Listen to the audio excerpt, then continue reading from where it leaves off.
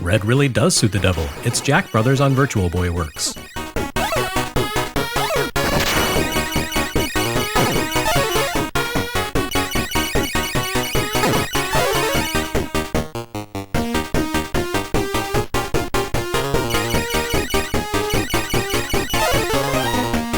It's hard to definitively call something the weirdest release on Virtual Boy when the system's library includes a first-person shooter based on the works of H.P. Lovecraft and a bowling game starring a cartoon mascot from Nintendo Power magazine.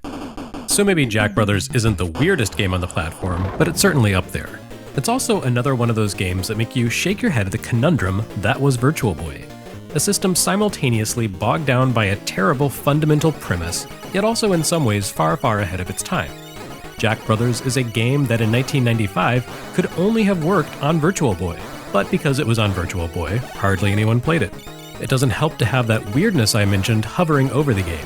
You wouldn't know it by the title or by the look of the garish cover art, but this is a spin-off of Atlus's Shin Megami Tensei series, the same franchise powering Persona 5. Shin Megami Tensei, or SMT for short, had already become Atlus's bread and butter by 1995. The series debuted back in 1987 as a Famicom release called Megami Tensei, or Rebirth of the Goddess, under the auspices of Namco. But after one sequel, Atlus took the series in-house and added Shin to the title, that is, New Rebirth of the Goddess. Megami Tensei was based on Digital Devil Story, a fairly unpleasant light novel written by Aya Nishitani, whose fundamental premise went something like this. What if Death Note starred a red pill redditor, and the Death Note itself were actually a computer program that allowed the user to summon and control demons? The story blended contemporary science, occult mysticism, and Japanese folklore to fascinating effect. Because Megami Tensei debuted right as the Dragon Quest boom hit Japan, designer Koji Okada made it an RPG. But he didn't work in the Dragon Quest mode as so many other Famicom RPG makers did. Instead, he took a more traditional approach and made it a first-person dungeon crawler, as befit the more serious tone and older audience appeal of Megami Tensei. Megami Tensei had seen sequels and spin-offs aplenty by the time Jack Brothers debuted. As a matter of fact, Jack Brothers was one of about half a dozen SMT games to launch in Japan in 1995, along with strategy spin-off Majin Tensei, Game Boy multi-part saga Last Bible 3, a 16-bit remake of the two Famicom games, and the back-to-basics Saturn dungeon crawler Soul Hackers. Jack Brothers, however, was the biggest outlier of this entire set of games. Where SMT's other 1995 output hewed closely to the original role-playing concepts that had defined the franchise for nearly a decade, Jack Brothers was, in effect, a twin-stick shooter.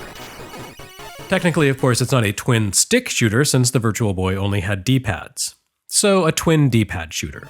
But the concept is there, and it makes Jack Brothers a game that feels displaced in time by roughly a decade in either direction.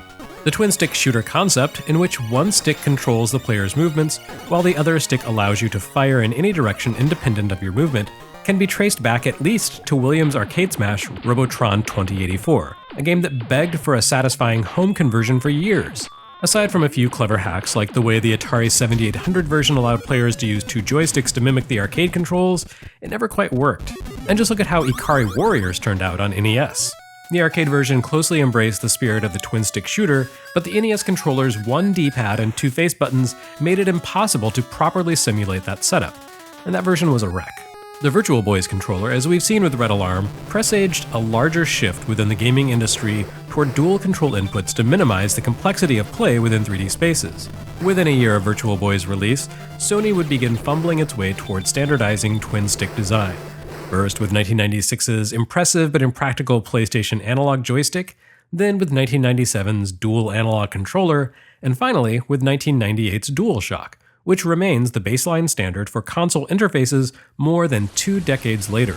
Even with twin-stick controllers becoming the industry's default standard as of PlayStation 2 and its pack-in DualShock 2-pad, twin-stick shooters in the Robotron style wouldn't make a true comeback until Geometry Wars became the unexpected killer launch app for Xbox 360 in 2005. In other words, in the 20 years between IKARI Warriors and Geometry Wars, there just wasn't much happening on the twin-stick shooter front, which makes Jack Brothers all the more curious. Even more unusual is the fact that this is what Atlus decided to lead with in their effort to bring their most popular franchise to the US. This oddball anachronism of a game, designed for a platform that no one bought. My guess, honestly, is that Atlus was champing at the bit to bring SMT to the West, but the series didn't really align with Nintendo's content policies at the time.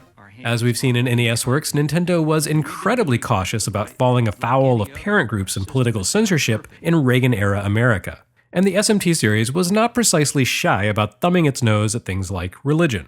Shin Megami Tensei on Famicom opens up with imagery of Christ on the cross, and both Yahweh and Lucifer play crucial parts in many of the games. There's also copious sexual imagery in SMT, from explicitly nude female demons to the brazen phallic imagery of demons like Incubus, and of course, Mara the chariot penis. Jack Brothers may well have been the first SMT title to make its way to the West because it was the first to pass muster with Nintendo's content policies.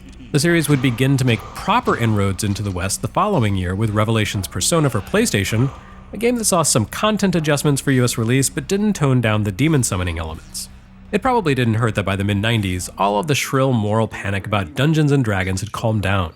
SMT was the literal embodiment of the hysterical notion that role-playing games were about befriending demons and creating pacts with Satan.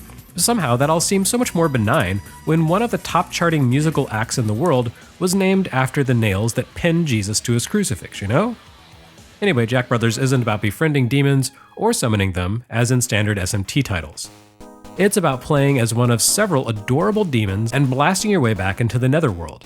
And the game never actually refers to the playable characters as demons, but rather as fairies, because they are in fact fairy race summonses from the mainline titles. It also helps that in addition to Jack Brothers centering around some of the cutest and least threatening demons in the SMT pantheon, everything has been rendered in a cute and cartoonish style. Even the vampire boss looks adorable, and the chunky character renditions obscure the fact that several of the demons you encounter, such as Nekomata and Angel, normally appear in the mainline games as sexy ladies who are completely naked from the waist down. As the title describes, at least to anyone familiar with the SMT bestiary, Jack Brothers stars 3 of the Jack family of fairy demons: Jack Frost, Pyro Jack, and Jack the Ripper, the latter renamed Jack Skelton in what appears to be an act of property infringement defiance directed at Walt Disney. The entire game is populated with critters that'll be familiar to anyone who spent any amount of time with the core RPGs, which of course was basically nobody in the US at the time of the game's debut. But Jack Brothers works well enough on its own that it doesn't really matter. Going into it years later with quite a few SMT titles under my belt, I can appreciate the fact that you're fighting against familiar demons. But ultimately the game does a fine job of explaining its mechanics to the point that you'll easily pick up the relevant details as you go. Jack Brothers isn't quite your typical twin-stick shooter. Instead of fighting through big open arenas, you're instead working your way through maze-like corridors. This causes it to feel far more faithful to the core SMT titles than you might think. Take the first-person dungeons of, say, Soul Hackers. Shift the camera to an overhead view and replace turn-based combat with 4-direction, run-and-gun action, and you get Jack Brothers. It's an unexpected take on SMT, but it's a valid one all the same. Structurally, Jack Brothers feels pretty close to the design of something like Persona 3's Tartarus. You're essentially working your way down a tower floor by floor. Each floor contains a set of keys, and once you collect all of them, the door to the next level opens and you jump down to clear the stage. The journey downward was, of course, designed to show off Virtual Boy's parallax effects. It's reminiscent of the Tower of Hera in The Legend of Zelda: A Link to the Past, or the Sealed Cave in Final Fantasy II, where you can see the next stage in a simplified form scrolling around beneath you. But there's tactical gameplay value to the gee-whiz effect here. Many floors have multiple doors to the next stage. So you can literally look before you leap, so that, for example, you can place yourself closer to keys, which wink in the distance below as you peer down. Every floor belongs to a set of stages that exist as a continuous run.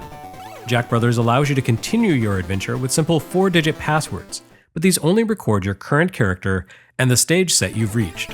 In order to reach the next set of levels, you have to complete an entire run through the current dungeon in a single life. This starts out easily enough, with the first dungeon consisting of a simple 3-level run with a weak boss at the end. But it becomes crushingly difficult once you reach the midpoint of the game's 60 stages, because, after all, crushingly difficult is the Shin Megami Tensei way. Your selected Jack Brother has limited time in which to complete the current dungeon and defeat its boss, and there's really very little space for dilly-dallying. It's difficult to complete any dungeon on your first attempt. You need to get a feel for each floor's layout, the placement of keys and traps, and how best to deal with the monsters within. To make things extra tense, your dungeon timer also doubles as your health meter. Anytime you take damage from an enemy or trap, you lose anywhere from 5 to 30 seconds off your time to clear the stage. So not only do you need to play efficiently, you also need to play carefully. your poor fairy companion can't afford to take a lot of damage, because if he runs out of time, he'll be trapped in the human world and vanish forever. This may be an oddball RPG spin-off for an unloved platform, but Atlus put a lot of love and care into its design. The enemies and traps you encounter boast a ton of variety, and the latter half of the adventure combines them in clever and challenging ways. Goblins drop Bomberman-style bombs that explode in a one-panel cross radius. Nekomatas rush you, while elves stand in place and fire arrows in all directions that can fly the length of a corridor. Angels hover out of reach and can only be defeated by deflecting their flail attacks, while Cyclopes stomp around and cause the entire level to shake. Passive traps pose hazards as well, ranging from spiked floors to fire-breathing moai heads. And just to remind you that yes, Virtual Boy really is the son of Game Boy, there are even Sokoban challenges that see you pushing, not pulling rocks around to open up paths and obstruct foes. It's entirely possible to screw these up and have to reset the current floor, just like in a real Sokoban game. The dungeons grow in length and difficulty as you advance. I've yet to make it past the 33rd floor so far. Jack Brothers may be cute, but it's no joke, even though I've been cheating and using an actual custom twin-stick controller to play. The playable cast of Jack Brothers presents players with a few different options for tackling the game according to their preferences. The playable characters are balanced to offer different strengths and weaknesses. Jack Frost is fast but weak, and his ability to rapid-fire his projectiles is offset by the fact that they only deliver half damage. Pyro Jack is more powerful than Jack Frost, but he moves at a pokier pace, which makes it difficult to evade traps in the later levels. And for experts, there's Jack the Ripper, who offers both speed and strength, but can only attack with short-range melee strikes with his knife. He's a powerful character, but incredibly difficult to use without suffering counterattacks from foes. Jack Brothers also includes a secret character, Pixie, who normally acts as your tutorial guide through the game. Pixie is both quick and powerful, like Jack the Ripper, but she attacks a little like the Missile Base and Space Invaders. She can only have one projectile on screen at a time. Still, even though she's difficult to use, in some ways Pixie offers the best play experience simply because she allows you to skip all of her tutorial messages. Whichever character you choose to tackle the game with, Jack Brothers poses a true challenge, a running theme for Virtual Boy it seems. Unlike many Virtual Boy titles we've seen though, Jack Brothers doesn't feel like some half-formed tech demo of a game. It's an excellent, fully realized work that was doomed by the circumstances of its release to flail in obscurity in the US. Naturally, Jack Brothers' high-quality, low-print run and connection to a franchise that exploded into popularity years after its initial arrival have caused its price to careen out of control on the aftermarket. It's easily the most expensive US Virtual Boy release. But unlike many of classic gaming's holy grail titles, Jack Brothers isn't some garbage disaster doomed to be purchased and sit on a shelf unloved for the sake of bragging rights. It's actually a really good game by any standard, made all the more fascinating by its anomalous existence, and it demands to be revisited by Atlus someday. In the meantime, it stands as one of the bright spots of the Virtual Boy's slim and uneven library.